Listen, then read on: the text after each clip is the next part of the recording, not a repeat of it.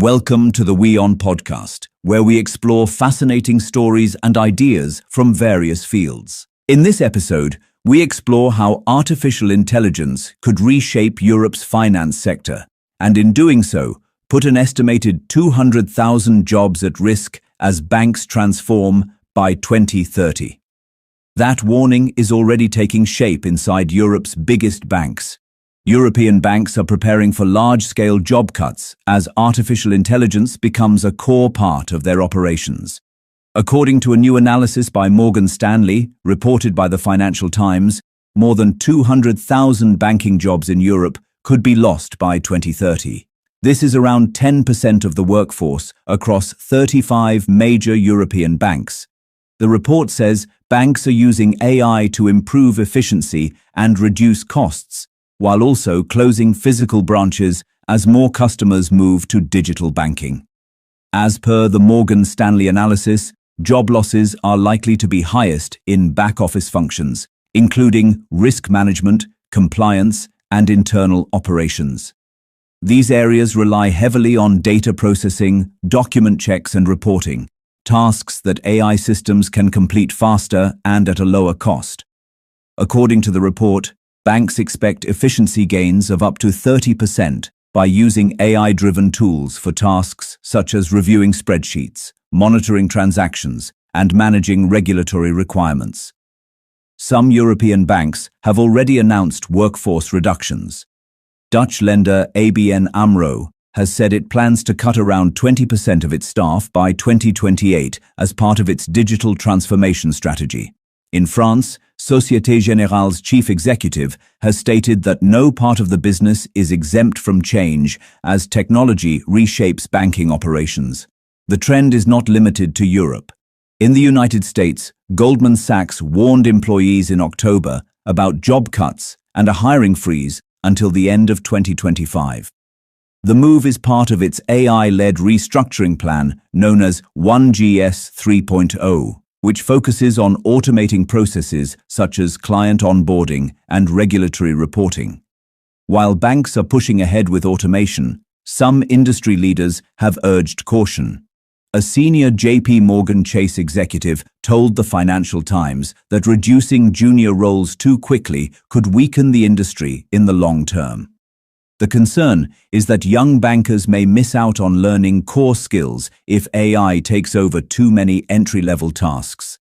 Experts believe that banks will need to balance cost savings with proper training to ensure future employees understand the basics of banking, regulation, and risk management. Welcome back. You're watching Beyond World is One with me, Diksha Bisla. Let's start this bulletin by quickly taking a look at the headlines.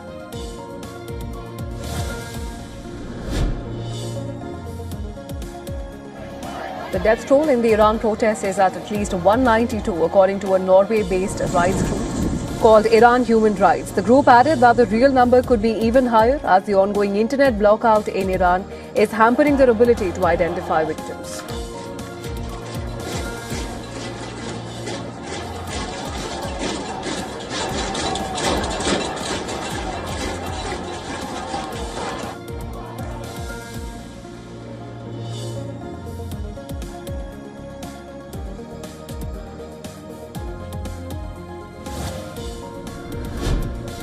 Iran's parliament speaker issues a warning to US President Donald Trump. He says that if Iran is attacked, then the country would retaliate, and it would consider US military bases in West Asia as legitimate targets.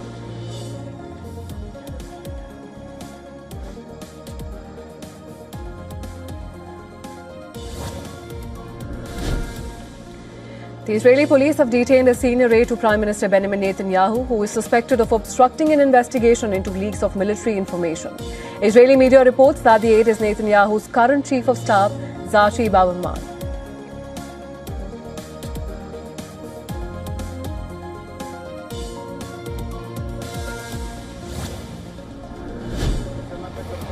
The Syrian government detains 300 Kurdish people and escorts over 400 out of the city of Aleppo after it falls to government forces.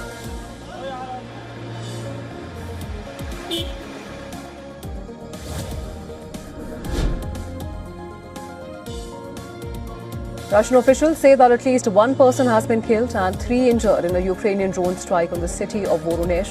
The drone reportedly struck a residential building. Officials added that Russia shot down 17 drones over Voronezh.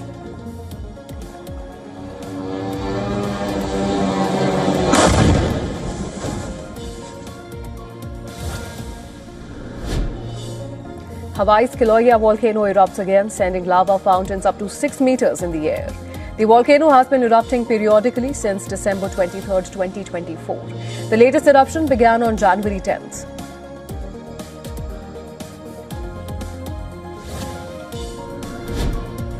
Thousands rallied in Nepal's capital Kathmandu, demanding the restoration of the monarchy. Now, it's the first major pro-monarchy rally since Nepal's government was ousted by protesters last September. Nepal's monarchy was abolished in 2008.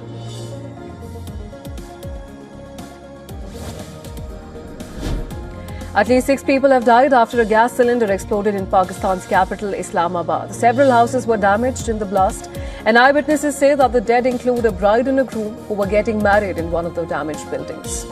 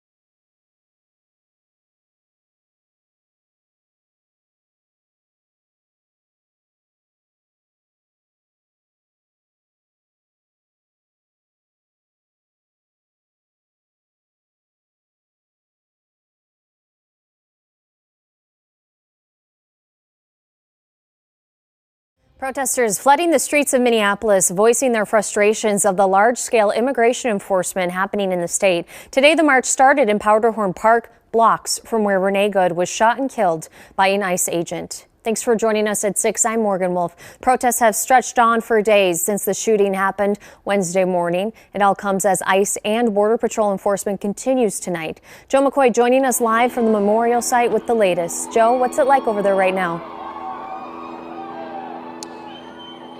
Well, Morgan, there is a small MPD presence here, but I did talk to those officers on scene who tell me they are strictly here to make sure that things remain peaceful and also to ensure that one lane of traffic remains open here on Portland Avenue. Behind me, you can still see there is a large group of people here at this ever-growing memorial where Renee Good was killed. Now, getting to that protest earlier this afternoon, a very large group of protesters, truly as many as far as the eye could see at this anti-ICE demonstration.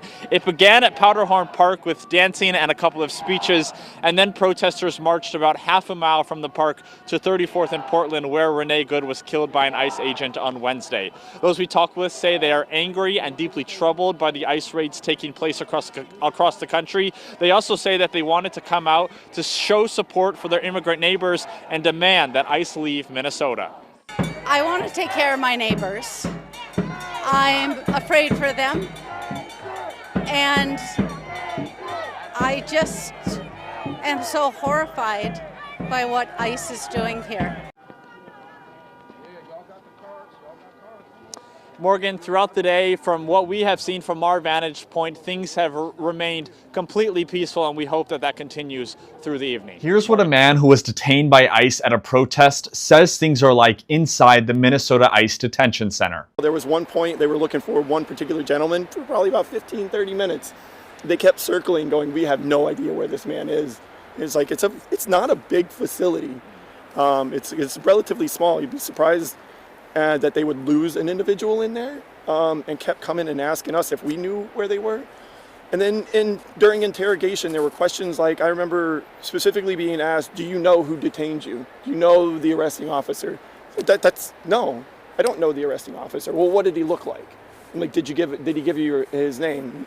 No, he didn't give me his name. Everybody's got masks on. I can't see. It's completely obvious that these guys are not set up, not prepared, and have no idea what they're doing in this moment, and it's very chaotic. I'm a fan of Denmark too, I have to tell you, and you know, they've been very nice to me.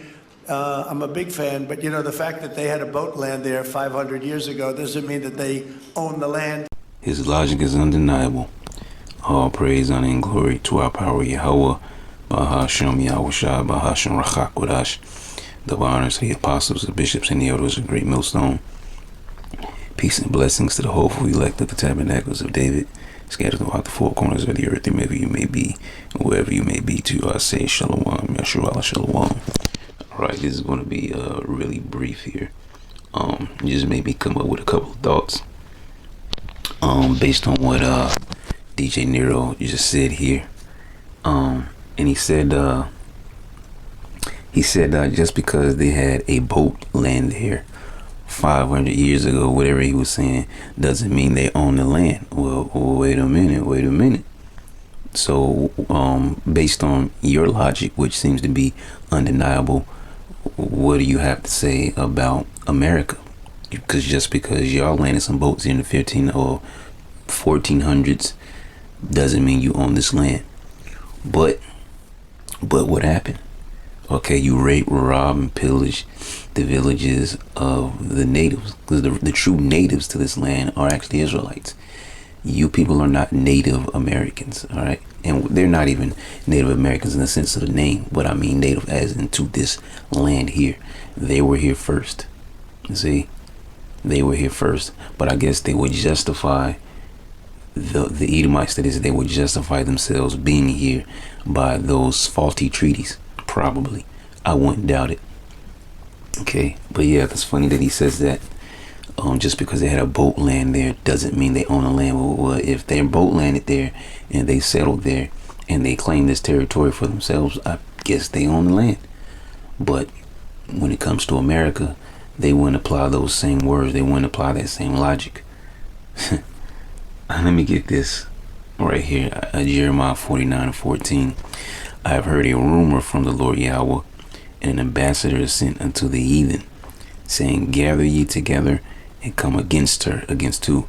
It's talking about Babylon the Great, America the West, and rise up to the battle. That's what's happening right now. For lo, I will make thee small among the heathen and despised among men. Not just the country, but the Edomites in general. What's it in Isaiah? I believe it's 47, what it says, uncover thy locks, make bare the leg, pass over the rivers. That's what's happening. Okay, you have these whistleblowers, and you have just even regular people, even regular Edomites. Okay, the main source of that problem are the prophets, though. So you have everybody who's pointing a finger toward these Edomites, and they're showing their horns a little bit by little bit. That aggressive, angry, demonic nature, they're showing it. Okay, just look at what they're doing as of late. They're showing you exactly who they are. The devil the Bible speaks of. Thy terribleness hath deceived thee, and the pride of thine heart. Because the speech of all of them in general, but we're talking about Nero. He has a very powerful way of saying things, and just look at the expression on his face, man. The pride of thine heart, O thou that dwellest in the clefts of the rock, that holdest the height of the hill. Though thou shouldest make thy nest as high as the eagle, I will bring thee down from thence, saith the Lord Yahweh Bashemah. Because in their mind, we're going to read it also in Obadiah, also Edom shall be a desolation, Everyone that goeth by it shall be astonished and shall hiss at all the plagues thereof, because ultimately, just like any other place on this earth, he's going to run Babylon the Great through the ringer by way of Jacob's trouble, and then ultimately destroy it off of the map by nuclear missiles and leave it as a desert. Okay, because the ultimate plague are the nuclear missiles. That's probably more to read, but I just want that little portion there. And we're going to click this and jump back over to Obadiah. It says, verse 3. As a matter of fact, let's get to. Behold, I have made thee small among the heathen. Thou art greatly despised.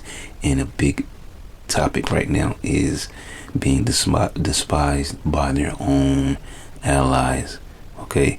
The pride of thine heart hath deceived thee, thou that dwellest in the clefts of the rock, whose habitation is I. So you mean the prophet Jeremiah and the prophet Obadiah said the same thing? Maybe not the exact same words, but they pretty much said the same thing, prophesying about Esau, Edom. That saith in his heart, meaning your mind, your lob, who shall bring me down to the ground? And this is why they make statements like they make, but they are known as the hammer of the earth, and they do have the power seat, and they're going to express that power to the fullest until they be taken out of the way. Like it says, was that Paul that said that in 2 Thessalonians? Only he who letteth will not let until he be taken out of the way, and taken out of the way they will be. Though thou exalt thyself as the eagle, and though thou set thy nest among the stars, thence will I bring thee down, saith the Lord Yahweh, Bahashem Yahweh Shai. And that's what's ultimately going to happen to the nation of Edom, okay, in this so-called great place, America. And then they're going to go into 1,000 years of captivity, and then the Lord's going to Obadiah 1:18. All right, I just wanted to speak on that real quick, though. I just found funny, very funny, where he would say something like that, as if they have not come to other countries. Mainly, the point we were making is America. So what about you colonizers? Because you landed boats here, you land this land. Well, what about the people that stayed here before? Shalom. I'm sure we had lots of boats go there also. But we need that, because if you take a look outside of Greenland right now, there are Russian destroyers, there are Chinese destroyers and bigger. There are Russian submarines all over the place. We're not going to have Russia or China occupy Greenland, and that's what they're going to do if we don't. So we're going to be doing something with Greenland, either the nice way or the more difficult way. They can't run Greenland. They can't take over the sovereignty, and they can't run the country. It's the Greenlanders that are running the country. They want to preserve their way of life. They don't want to become Americanized. They're very, very clear about that. And there's no way Denmark can sell people like they're slaves to become part of the United States against their will. That's just completely out of the question. I'm sorry, we can't do that. But everything else we can do, and it should be possible to find a solution instead of escalating the situation. But when President says we could do this the easy way or the hard way, that's not a negotiation. That's a threat. Do you read that as a threat? Yeah, absolutely. It's a threat. But it really depends on what he wants. We haven't heard concretely what it is that the Americans need in Greenland. We've only heard they want to take Greenland, but we haven't heard why.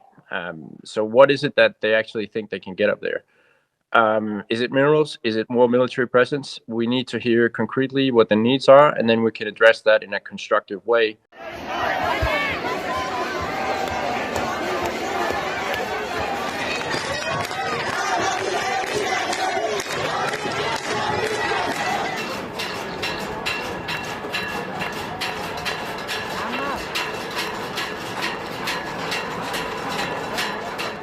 And farmers are protesting across Europe against the European Union's trade deal with the South American bloc Mercosur. In Ireland, tractors rolled into the town of Athlone as farmers carried placards reading "Stop EU Mercosur" and displaced banners showing the European Union flag marked with the word "sellout."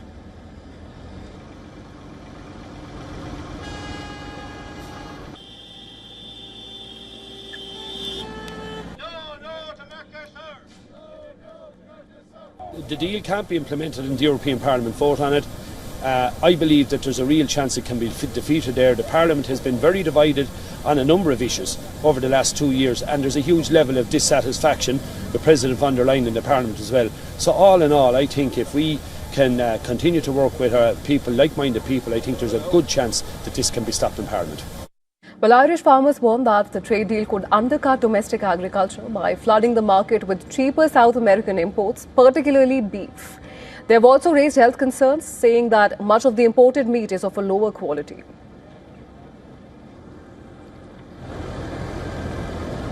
I'm a young farmer in Ireland. I feel like I had to come here today to show that we produce beef to our high quality, no hormones, everything is recorded from birth to slaughter. To feel like that people can produce beef, hormones and everything, with cancer on the rise, it's shocking. In Brussels, farmers staged a dramatic protest, dumping potatoes in the city's main square to denounce the deal, calling the agreement outrageous.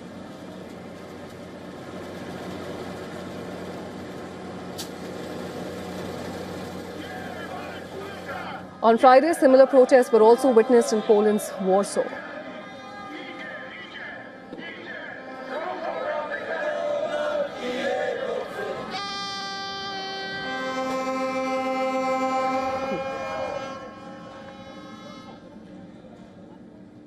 The EU-Mercosur agreement, negotiated over more than 25 years, seeks to establish one of the world's largest free trade areas, linking the 27-nation EU with Brazil, Argentina, Paraguay and Uruguay. Under the deal, Mercosur countries would export agricultural products and minerals to the EU, while European nations would export machinery, chemicals and pharmaceuticals with reduced tariffs. Many European farmers fear that the influx of cheaper goods from Brazil and its neighbours could threaten their livelihoods. These concerns led Ireland, France, Poland, Hungary and Austria to vote against the agreement.